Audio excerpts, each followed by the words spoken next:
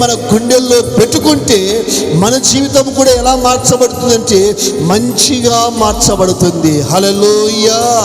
ఎప్పుడైతే మన జీవితం మంచిగా మార్చబడుతుందో అప్పుడు మన జీవితంలో చెడ్డ దినాలు ఉండవు, మన జీవితంలో చెడ్డ వారాలు ఉండవు, మన జీవితంలో చెడ్డ నెలలు ఏమాత్రం ఉండవు.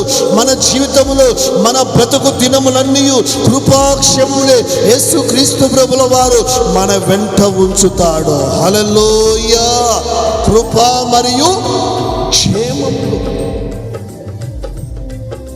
అవును, 2026వ సంవత్సరం మనకు ఏ రోజు కూడా మనకు చెడ్డ దినంగా ఉండకూడదు. ఏ రోజు కూడా మనకు ఒక చెడ్డ రోజు అనేది ఉండకూడదు. కొన్ని దినాలు మనం మర్చిపోలేము. ఎందుకంటే జరిగినటువంటి సంఘటనలు బట్టి, జరిగినటువంటి ఎదురయ్యేటువంటి శోధన బట్టి, బాధను బట్టి, జరగకూడని సంఘటనలు బట్టి మనం ఆ దినాన్ని మర్చిపోలేము.